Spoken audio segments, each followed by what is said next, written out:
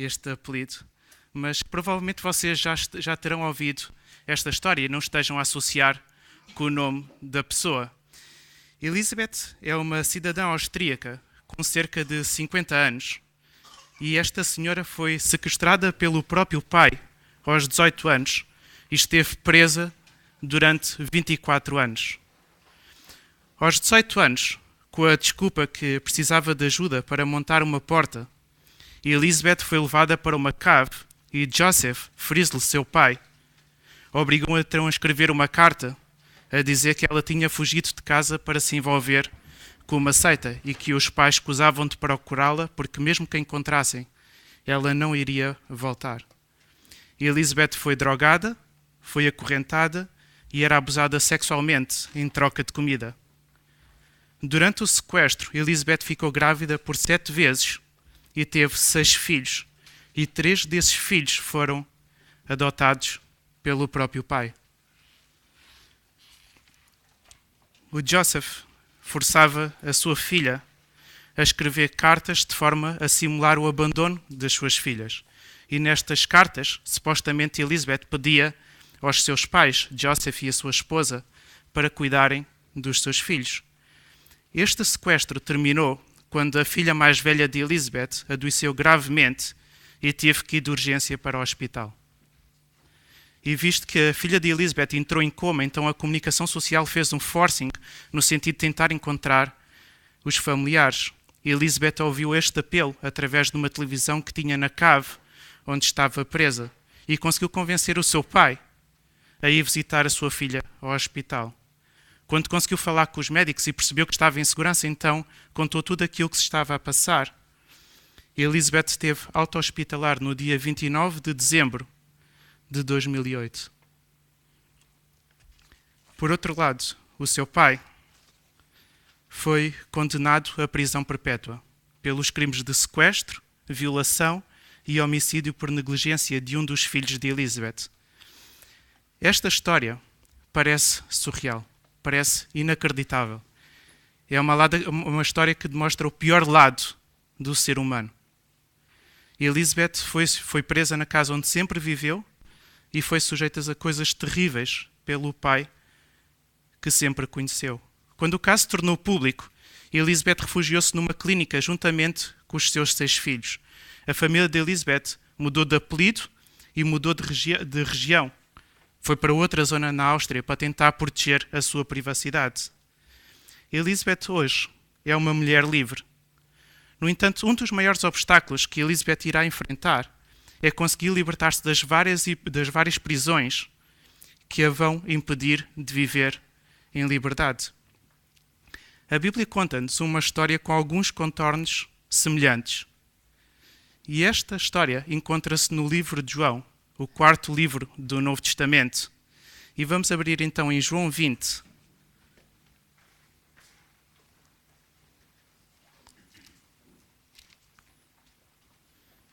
Dos versículos 19 até ao versículo 23. João 20, do versículo 19 até ao versículo 23.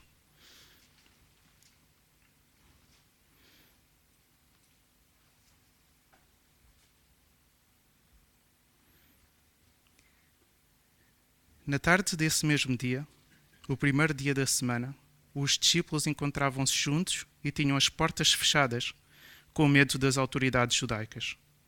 Jesus entrou, pôs-se no meio deles e disse-lhes: "A paz esteja convosco." Depois mostrou-lhe as mãos e o peito. Eles alegraram-se muito por verem o Senhor. Jesus disse-lhes outra vez: "A paz esteja convosco. Assim como o Pai me enviou, também eu vos envio." Em seguida soprou sobre eles e disse-lhes: "Recebam o Espírito Santo. Aqueles a quem perdoarem os pecados são perdoados, e aqueles a quem não perdoarem não lhes serão perdoados." Vamos orar mais uma vez.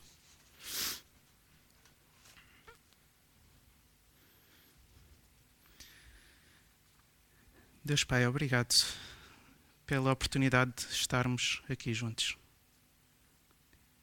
Pai, te oro para que nesta manhã ó Pai, onde Tu certamente já começaste a falar com cada um. Te oro para que Tu possas continuar a falar ao nosso coração. Pai, te oro para que nos dês corações ensináveis, humildes para aprender. Mas não só para aprender, memorizar conceitos. Pai, ajuda-nos acima de tudo a saber obedecer, a saber aplicar aquilo que nós estamos a ouvir. Pai, não te oro apenas pelos meus irmãos, oro por mim também, Senhor. Para que todos juntos possamos ser uma igreja cada vez mais semelhante àquilo que Tu desejas. Pai, te oro para que sejamos uma igreja segundo o Teu coração, Senhor. No nome de Jesus. Amém.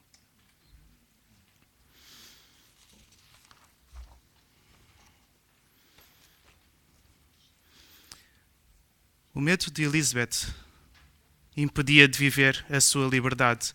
E neste texto bíblico nós vemos que os discípulos, os seguidores de Jesus, também estavam trancados numa casa por causa do medo.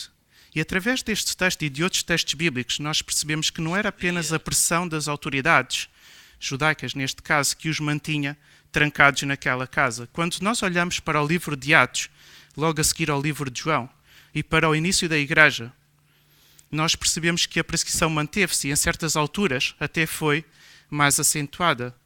Mas a atitude dos discípulos foi completamente diferente. Vemos seguidores de Jesus a serem mortos, a serem torturados, a serem ameaçados. Lemos tudo isto no livro dos Apóstolos. Mas eles persistiam em falar e ensinar sobre Jesus Cristo. E a pergunta é, o que é que mudou? Quais os medos que eles precisaram de se libertar? Quais os obstáculos que eles tiveram que ultrapassar no sentido de serem verdadeiramente livres? Na realidade, eles nunca tiveram uma permissão oficial da parte das autoridades judaicas para ensinar publicamente acerca de Jesus Cristo. Aquilo que mudou foi o interior deles, porque o ambiente exterior continuou exatamente igual. O primeiro aspecto que precisa de ser mudado no nosso interior é a consciência de uma nova identidade. Elizabeth foi liberta ao fim de 24 anos. Mas se nada mudar no seu interior, ela pode viver o resto da sua vida como ainda estando presa. Quando nós olhamos para 2 Coríntios, no capítulo 5, do versículo 17 até ao versículo 21, nós vemos que a nossa condição mudou. A nossa identidade mudou. Paulo mostra-nos que nós participamos numa espécie de intercâmbio divino. A Bíblia mostra-nos que agora nós somos pessoas novas porque Cristo foi condenado e morreu em nosso lugar.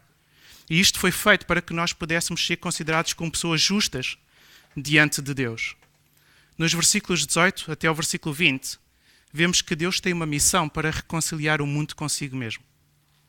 E que nós, uma vez reconciliados com Deus, somos agora participantes dessa mesma missão.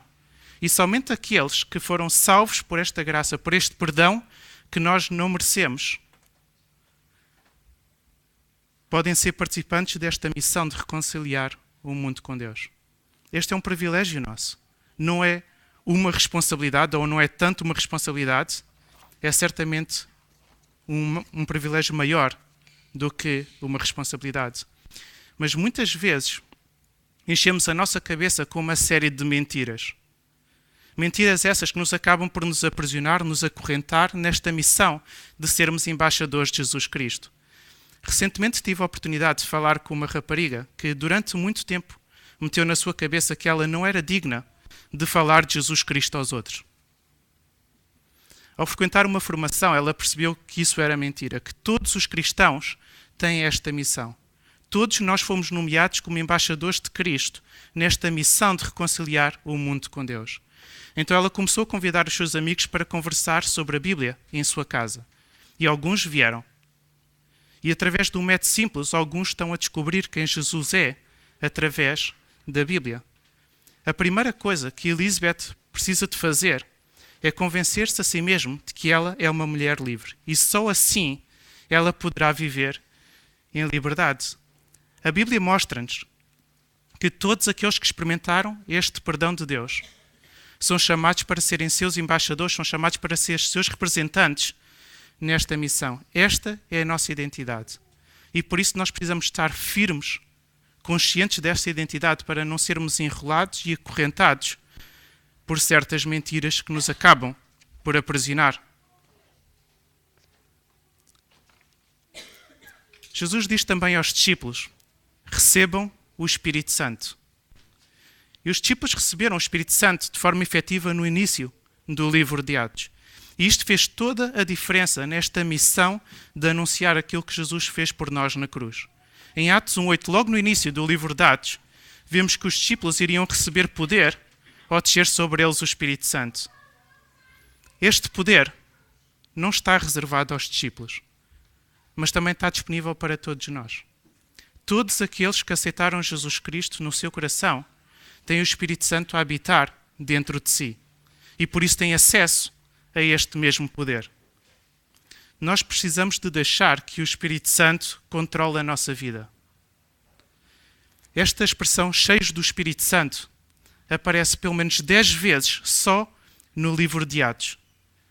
Isto mostra que os discípulos, os primeiros seguidores de Jesus Cristo, davam controle absoluto ao Espírito Santo nas suas vidas. E se o Espírito Santo nos dá poder para testemunhar de Cristo, e se nós damos controle ao Espírito Santo sobre a nossa vida, então aquilo que vai acontecer é óbvio. Nós vamos tornar-nos testemunhas de Jesus Cristo. E a Bíblia mostra-nos que os discípulos não eram testemunhas ocasionais, não falavam apenas quando dava ou quando lhes apetecia, mas eles testemunhavam de forma abundante. Falavam disto em todo o tempo, a toda a gente, em todo o lugar. Jesus tinha mudado as suas vidas para algo muito melhor. E eles precisavam de compartilhar isto com as pessoas que estavam à sua volta. Não fazer isto era um crime. Em Atos 8:4, vemos que aqueles que tinham sido espalhados mais uma vez por causa da perseguição testemunhavam por toda a parte. Em Atos 19, vemos que em apenas 2 anos, toda a população da Ásia Menor, e alguns afirmam que esta população chegava a cerca de 10 milhões de habitantes, ouviram acerca da palavra do Senhor. Mas isto não aconteceu apenas nos tempos bíblicos. Existem coisas incríveis a acontecer no mundo hoje em dia. Em 1993, o número de igrejas entre os Boldari, um povo que vive na Índia, cresceu de 28 igrejas para 36 igrejas. Parece um crescimento não muito acentuado, mas em 1998, ou seja, passado 5 anos, já existiam 2.000 igrejas e cerca de 55.000 pessoas aceitaram a fé em Jesus Cristo. No Camboja, um país do Sudeste Asiático, em 1993, o número de igrejas batistas cresceu de 6 para 10 igrejas. Passado 6 anos, os batistas contaram mais de 200 igrejas e cerca de 10.000 membros. Estes são apenas 2 exemplos da forma como Deus está a trabalhar no mundo. Nós não somos trabalhadores por conta própria. Isto é algo que nós fazemos com Deus e não apenas para Deus. É o próprio Jesus que diz no final do Evangelho de Mateus que estará conosco até ao final dos tempos no cumprimento desta missão. E quanto mais cheios estamos desta verdade, quanto mais controle nós damos ao Espírito Santo nas nossas vidas, menos espaço haverá para certas mentiras. Um dos passos que Elizabeth teve que dar neste processo de recuperação foi concentrar-se na sua recuperação e na recuperação dos seus filhos. Para proteger a sua privacidade, ela refugiou-se numa clínica, não permitia que os seus filhos vissem notícias sobre o seu sequestro. Ela fez tudo isto para proteger-se neste período de maior fragilidade. E nós também precisamos de permanecer focados nesta missão de reconciliar o mundo com Deus. Precisamos nos proteger contra as distrações que temos à nossa volta. No versículo 23, vemos o seguinte: aqueles a quem vocês perdoarem os pecados serão perdoados. Aqueles a quem não perdoarem, não lhes serão perdoados. E este versículo reforça a importância da nossa missão. Mostra-nos que Deus não tem outro plano para reconciliar o mundo consigo mesmo, a não sermos nós, que somos seus filhos. O alvo da nossa missão é levar todo o homem ao arrependimento e a depositar a sua confiança em Jesus Cristo. Foi assim que nós fomos reconciliados com Deus E esta é a mensagem que nós precisamos de passar aos outros. O desejo de Deus coincide exatamente com esta missão. O desejo de Deus é que todo o homem se salve. O Adailton, pastor de uma igreja em Massamá, começou um programa que distribuía sopa nas ruas. E começou a falar com 2 pessoas que semanalmente, porque ele fazia o programa semanalmente, iam buscar sopa ao sítio onde eles estavam a distribuir. Então convidou 2 daqueles homens que semanalmente iam buscar a sua sopa para conversar sobre a Bíblia. 2 destes homens já aceitaram Jesus Cristo. A Osana, de uma igreja no Barreiro, conversava muito com a sua vizinha. E esta vizinha é mãe de 3 filhos pequenos e o seu marido está atualmente a trabalhar no estrangeiro.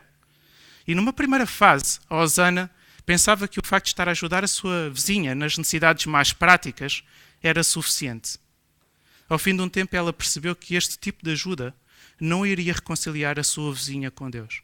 Então, ela continuou a ajudar nas suas necessidades, mas começou a falar de forma mais intencional acerca de Jesus Cristo. A sua vizinha aceitou Jesus Cristo e pediu uma Bíblia. Hoje, a Osana está a acompanhar a Karine, a sua vizinha, no seu crescimento espiritual. E num relatório que a Osana teve que fazer para a formação, ela diz o seguinte: é triste quando nós esquecemos a nossa missão, aquilo que Cristo fez por nós e aquilo que Cristo fez pelas outras pessoas. A Bíblia diz que nós devemos fazer o bem sempre que for possível. E isto não está em causa. No entanto, só Jesus Cristo tem poder para reconciliar o homem com Deus. E o que a Bíblia nos mostra é que nós precisamos estar focados nesta verdade e não darmos espaço a mentiras. E uma das maiores mentiras nesta área é acharmos que o nosso bom comportamento ou que a nossa disponibilidade para ajudar o próximo é suficiente nesta missão de reconciliarmos o mundo com Deus. Um dos maiores obstáculos que Elizabeth irá enfrentar é libertar-se das várias prisões que a vão impedir de viver em plena liberdade. E connosco não é diferente. Existem muitas prisões que nos impedem de falar de Jesus Cristo às pessoas que estão à nossa volta. Muitas vezes esquecemos a nossa identidade, esquecemos que fomos feitos pessoas novas e que somos embaixadores de Jesus Cristo nesta missão. Muitas vezes deixamos que muita coisa tome o controle da nossa vida. Quando os discípulos, por sua vez, eram pessoas cheias do Espírito Santo. E isso tornou-os em testemunhas eficazes. A terceira prisão são as distrações e as mentiras que estão à nossa volta. E que nós precisamos nos libertar dessas mesmas distrações. Elizabeth tem feito imensos progressos. Hoje em dia ela já se consegue integrar em alguns meios e está a tentar viver uma vida normal. Jesus libertou-nos. Este é o primeiro passo da nossa identidade, é que nós fomos reconciliados com Deus. O segundo passo da nossa identidade é que nós agora somos chamados a reconciliar outros com este Deus que deseja esta mesma reconciliação. Vamos orar.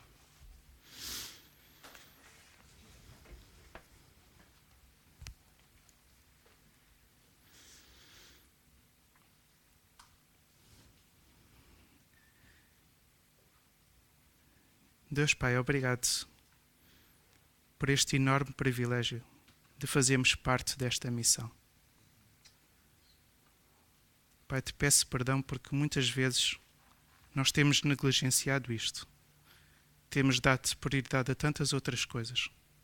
Muitas vezes achamos, Senhor, que isto até é algo secundário.